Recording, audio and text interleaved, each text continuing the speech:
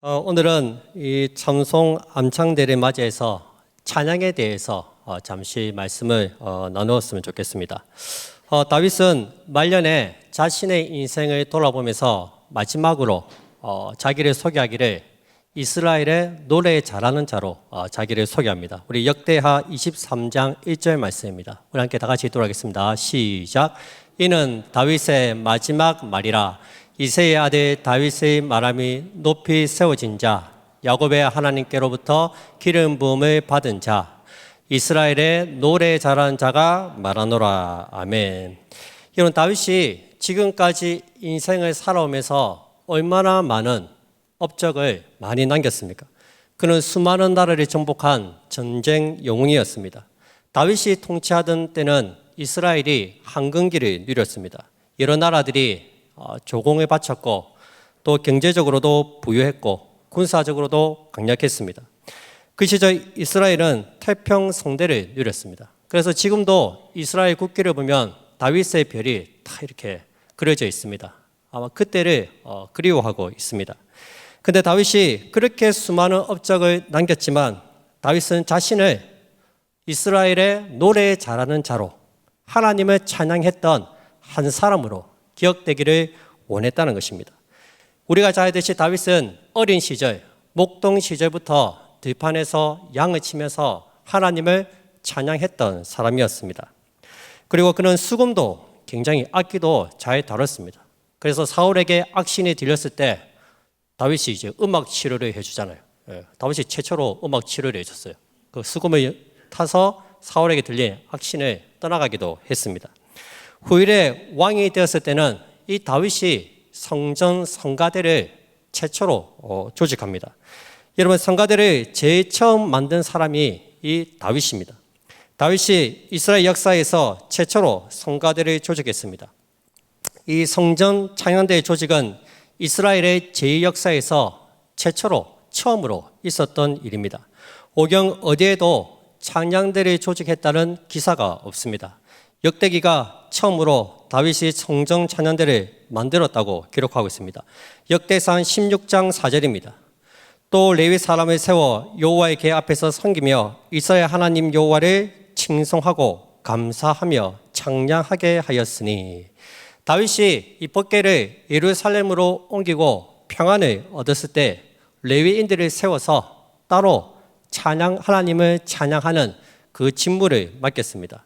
오늘 읽은 본문은 이제 이 찬양대를 섬길 사람들을 임명하고 그리고 그 명단이 이름에 나와 있습니다. 우리 1절에 보시면 다윗이 군대 지휘관들과 더불어 아삭과 헤만과 요도둔의 자손 중에서 구별하여 섬기게 하되 수군과 비파와 재금을 잡아 신령한 노래를 하게 하였으니 그 직무대로 일하는 자의 수요는 이러하니라. 이번 성전 찬양대는 아삭과 헤만과 요도둔의 자손들을 중심으로 조직이 되었습니다. 시편을 보면 우리 소제목에 아삽이 지은 시라고 해서 여러 편이 나와 있습니다. 시편 50편, 73편, 83편이 아삽이 지은 시입니다. 헤만 역시 시편의 저자입니다. 그는 시편 88편을 지었습니다. 요도둔도 3편의 시를 지었습니다. 다윗은 이 세 사람의 자손들을 중심으로 찬양대를 조직하였고 수군과 비파와 재금으로 신령한 노래를 부르게 했습니다. 여기 보시면 찬양을 신령한 노래라고 말씀하고 있습니다. 우리 성경에 있으신 분들은 한번 성경을 보시면 신령한이라는 단어 앞에 가로에서 숫자 1이 아마 적혀 있을 겁니다. 각 줄을 보면 예언을 뜻함이라고 적혀 있을 것입니다. 즉 찬양은 예언의 노래라는 것입니다. 여러분, 구약시대의 선지자들이 언제 예언을 했습니까? 하나님의 영이 임했을 때, 하나님의 신이 그들에게 임했을 때 그들이 하나님 말씀을 전했고 예언을 했습니다. 신령한 노래는 성령의 감동으로 부르는 노래라는 것입니다. 성령의 감동하심으로 자연스럽게 가슴 깊이에서 터져 나오는 것, 그게 바로 찬양이라는 것입니다. 여러분, 찬양은 내 마음대로 내 기분대로 부르는 노래가 아닙니다. 성령의 감동하심을 받은 사람들이 성령의 감동하심에 따라서 하나님을 높이고 찬양하는 것이 진정한 찬양이라는 것입니다. 그래서 바울은 내가 영으로 찬양한다고 고백하고 있습니다. 고린도전서 14장 15절 말씀입니다. 우리 함께 다 같이 읽도록 하겠습니다. 시작. 그러면 어떻게 할까? 내가 영으로 기도하고 또 마음으로 기도하며 내가 영으로 찬송하고 또 마음으로 찬송하리라. 아멘. 우리가 기도할 때 어떻게 기도해야 됩니까? 내가 영으로 기도하고 또 마음으로 기도를 해야 합니다. 성령의 말하게 하심을 따라서 하나님께 기도를 드리는 것입니다. 찬송할 때도 마찬가지입니다. 내가 영으로 찬송하고 마음으로 하나님을 찬송해야 합니다.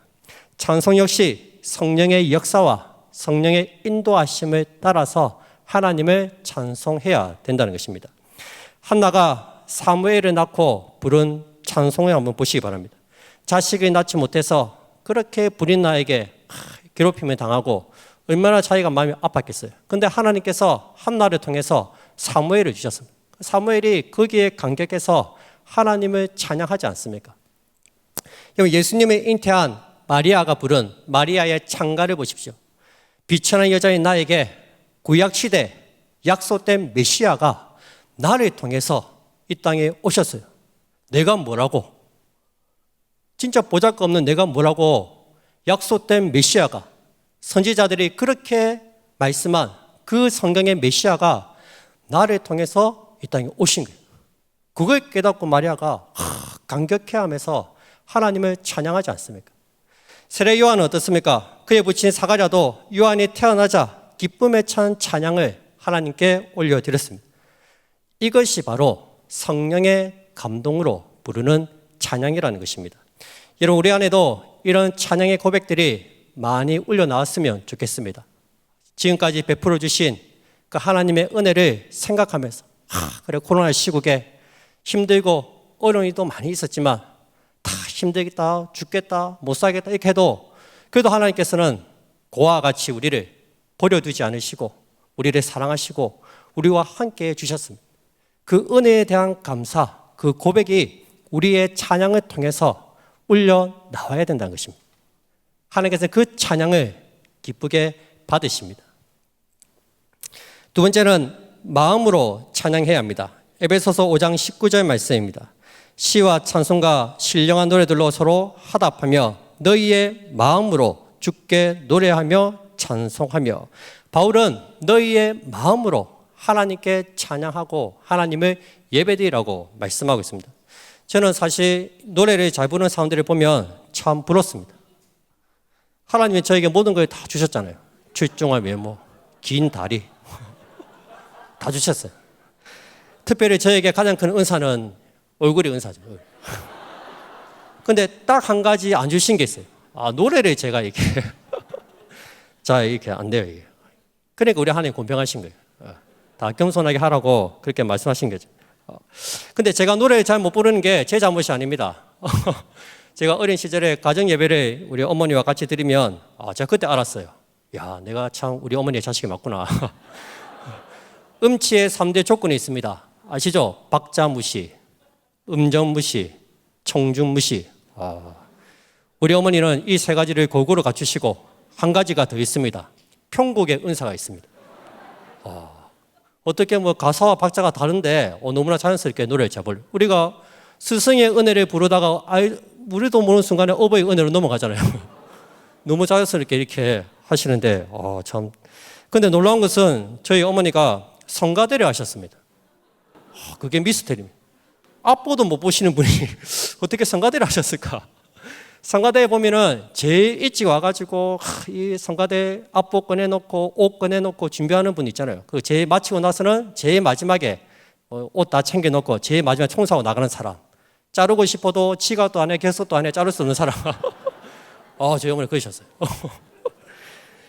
근데 저희 어머니가 우리 교회 찬송 안창대를 한 번씩 하면 옛날에 꼭 받아오는 상이 있어요. 은혜상. 이게 박자도 안 맞고 음정도 안 맞는데 은혜가 돼요. 은혜가. 들으면 진짜 저분은 마음을 다해서 진짜 찬양 부르시는구나. 그런 마음이 들 정도로 참 은혜가 되었어요. 항상 은혜상을 받아오십니다. 은혜상. 사실 성가대도 스카웃 당하셨어요. 너무 은혜롭게 찬송을 잘 부르니까. 이런 찬양은 마음으로 하는 겁니다. 박자가 틀려도 괜찮습니다. 음정이 좀 맞지 않아도 괜찮아요. 사람들 귀에는 거슬릴지 몰라도 하나님께서는 마음을 다해서 드리는 그 찬양을 기쁘게 받으십니다. 손양원 목사님의 일대기를 그린 그 다큐멘터리를 본 적이 있습니다. 거기 보니까 이 애양원에서 거기서 이제 예배드리는 모습을 보여주는데 어떤 분이 자기 뺨을 때리면서 찬양을 드리는 거예요. 저분이 왜 저러나 보니까 한 손이 없는 거예요. 한쪽 손이 없으니까 하나님은 찬양하고 싶은데 박수 치면서 찬양하고 싶은데 한쪽 손이 없으니까 자기의 뺨을 치면서 하나님께 찬양 드리는 모습을 보았습니다. 참 우리의 마음이 굉장히 중요하다는 것입니다. 하나님께서는 우리의 마음을 보시고 우리의 중심을 보십니다. 무엇보다 찬양에는 찬양의 가사가 굉장히 중요합니다.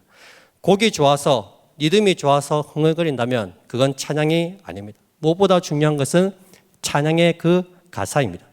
이번에 저도 이 찬송 암창대의 곡들을 하나하나 가사를 하나하나 음미하면서 외워보니까 진짜 찬양의 가사가 너무 좋아요. 진짜 어떻게 참 이분들이 이런 신앙 고백을 했을까 싶을 정도로 정말 참 좋았습니다. 이런 찬양의 가사가 우리의 신앙 고백입니다. 하나님께 올려드리는 기도입니다. 그래서 찬양을 곡조 있는 기도라고 말하지 않습니까? 우리가 가사 하나하나에 이 마음을 담아야 합니다. 곡조나 분위기에 휩쓸리지 않도록 조심해야 됩니다. 어거스틴은 감미로운 곡에 교묘한 현혹이 두렵다고 말했습니다. 나는 가끔 내가 부른 노래의 가사 때문이 아니라 노래 부르는 그 일 자체로 감정이 고무될 때가 있다. 그럴 때면 나는 심각한 죄를 범했음을 고백하고 그런 노래를 차라리 듣지 않았으면 좋겠다고 생각한다. 그렇게 말했습니다. 가사는 잊어버린 채 곡조나 분위기에 휩쓸려서 부르는 것을 조심하라는 것입니다. 가사 하나하나에 우리의 마음을 담아서 하나님께 신앙 고백을 드리듯이 그렇게 찬양을 올려드리는 우리 모든 성도들이 다 되시기를 주님의 이름으로 축복드립니다. 두 번째로 찬양의 초점이 하나님께만 맞춰줘야 됩니다. 우리 3절 말씀 보시기 바랍니다. 요도돈에게 이르러서는 그의 아들들 그달리아와 스리와 여사야와 시므이와 하사바와 마띠디아 6사람이니 그의 아버지 요도돈의 지 아래 수금을 잡아 신령한 노래를 하며 여호와께 감사하며 찬양하며. 우리의 경배와 찬양의 대상은 우리 하나님이십니다. 보통 예배를 드리기 전에 5분 전, 10분 전에 준비 찬송을 하지 않습니까? 여러분, 준비 찬송은 없습니다. 예배 분위기를 만들고 좀 더 이렇게 분위기를 업시킨 다음에 설교를 하고 아닙니다. 모든 찬양은 하나님께 초점이 맞춰져야 됩니다. 찬양이 시작된 순간 예배는 시작입니다. 창세기에서부터 요한계시록까지 성경 전체의 주제는 예수님이십니다. 구약 선지자들은 옷이 예수님을 찬양하고 노래했습니다. 민수기에 보면 발람 같은 악한 선지자도 예수님을 찬양하지 않을 수 없었습니다. 시편과 같은 시가서에서도 그리스도를 높이고 찬양하고 있습니다. 구약 성경 전체에 그리스도에 대한 찬양이 넘쳐나고 있습니다.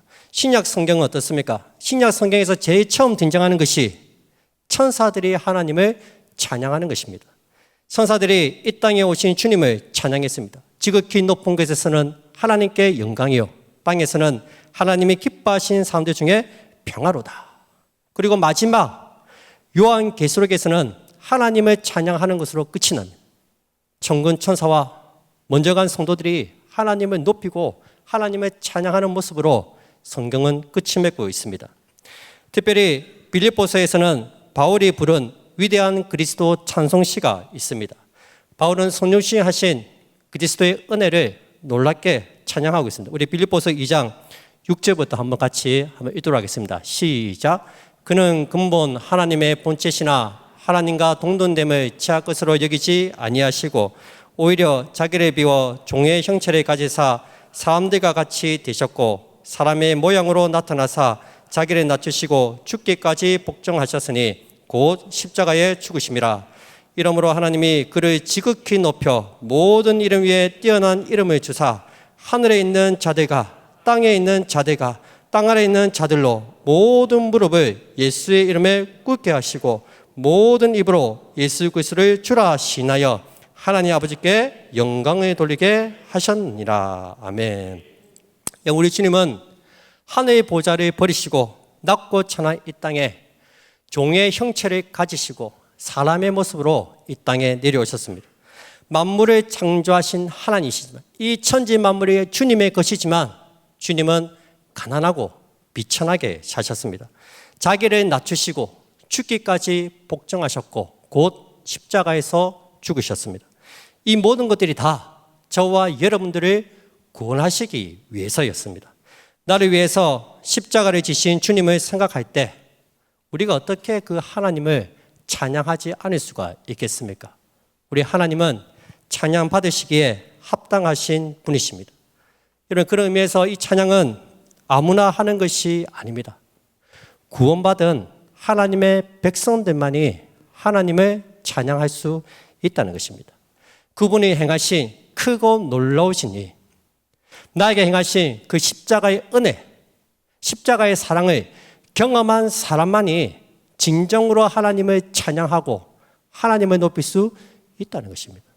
아무나 하나님을 찬양한 게 아닙니다. 정말 내 안에 십자가의 사랑이 살아있는 사람만이 마음을 다해서 하나님을 찬양하는 것입니다. 여러분, 이 찬양의 특권을 절대로 놓치지 마시기 바랍니다. 마지막으로 우리는 모두 다 찬양을 드리는데 익숙한 사람들이 되어야 합니다. 우리 7절 말씀 함께 들어가겠습니다. 7절입니다. 시작. 그대가 모든 형제 곧 여호와 찬송하기를 배워 익숙한 자의 수요가 288명이라. 아멘. 여기 등장하는 288명은 찬송을 배워서 찬송을 부르는데 익숙한 사람들이었습니다. 이 288명이 24반열로 나뉘어서 돌아가면서 이 직무를 맡았습니다. 여기서 찬양을 배웠다는 것은 찬양 드리는 것을 연습했다는 의미입니다. 최고의 하나님께 아무런 준비 없이 우리가 찬양을 드렸어야 되겠습니까? 최대한 철저하게 기도로 준비하면서 최선을 다해 연습해서 하나님께 찬양을 올려드려야 합니다. 윤석전 목사님이 신임하시는 연세중앙교회에서는 이 매주 헌금 시간에 특송을 한다고 합니다. 그런데 이 특송을 아무나 시키지 않습니다. 노래를 잘한다고 시키지 않아요. 특송을 하려면 그 전부터 준비를 해야 됩니다. 기도로 준비하고 또 찬양도 계속해서 연습을 해야 됩니다. 어떤 때는 기도하는 시간이 찬양 연습한 시간보다 더 길 때도 있다고 합니다. 그렇게 기도로 준비하면서 찬양을 부르다 보면 이 부르는 사람도 은혜가 되고 듣는 사람들도 은혜를 받습니다. 영적인 감흥이 있다는 것입니다. 그만큼 준비하면서 가사 하나하나를 음미하면서 불렀기 때문에 부르는 사람들도 그 찬양에 감격하고 참 은혜롭게 부른다는 것입니다. 여러분, 사실 우리가 이 땅에서 부르는 찬송은 일종의 리허설일 뿐입니다. 진짜 우리가 부를 그 찬송은 본격적인 무대는 저 천국에 있습니다. 이 땅에서 드리는 찬송은 천국에서 드려질 찬양의 그림자일 뿐입니다. 지금 보십시오. 천국에 가면은 모든 천군 천사들이 앞서간 모든 성도들이 하나님을 찬양하고 있습니다. 우리 요한계시록 5장 9절 10절 말씀입니다. 그들이 새 노래를 불러 이르되 두루마리를 가지시고 그 인봉의 떼기에 합당하시도다. 일찍이 죽임을 당하사 각 족속과 방언과 백성과 나라 가운데에서 사람들의 피로 사서 하나님께 드리시고 그들로 우리 하나님 앞에서 나라와 제사장들을 삼으셨으니 그들이 땅에서 왕노릇하리로다 하더라. 또 13절입니다. 내가 또 들으니 하늘 위에와 땅 위에와 땅 아래와 바다 위에와 또 그 가운데 모든 피조물이 이르되 보좌에 앉으신 이와 어린 양에게 찬송과 존귀와 영광과 권능을 세세토록 돌릴지어다 하니 내 세물이 이르되 아멘 하고 장로들은 엎드려 경배하더라. 아멘. 여러분, 지금 천국에 가면 수많은 천군 천사들이 그리고 앞서간 성도들이 주님을 찬양하고 있습니다. 이 땅에서 드리는 찬양이 아니라 새 노래로 하나님을 찬양하고 있다는 것입니다. 일찍 죽임 당하신 주님께 찬송과 존귀와 영광을 올려드리고 있습니다. 장차 우리도 주님 앞에 서게 되는 그날 그들과 함께 이 찬양을 올려드리게 될 것입니다. 지금 우리가 이 땅에서 부르는 찬양은 앞으로 천국에서 부를 찬양의 리허설에 불과합니다. 그림자에 불과하다는 거예요. 본 무대는 저 천국에 있습니다. 그날에는 우리가 그토록 사랑하던 그 주님을 눈으로 배웠고 주님 앞에서 주님을 높이면서 주님을 찬양하게 될 것입니다. 우리는 그날을 위해서 이 땅에서 열심히 하나님을 찬양하는 법을 배워야 합니다. 마음을 다해서 성령의 인도하심을 따라서 하나님이 기뻐하시는 그 찬양이 우리의 입술을 통해서 터져 나와야 됩니다. 찬양에 익숙한 자들이 다 되시기 바랍니다. 매일매일 하나님을 찬양하시기 바랍니다. 찬양으로 하루를 열고 찬양으로 하루를 마감하고 늘 찬양과 함께 살아가면서 하나님을 찬양하는 게 우리에게 익숙해져서 우리가 천국에서 하나님을 찬양할 때 최고의 찬양으로 하나님께 영광 돌리는 우리 모든 성도들이 다 되시기를 주님의 이름으로 축복드립니다.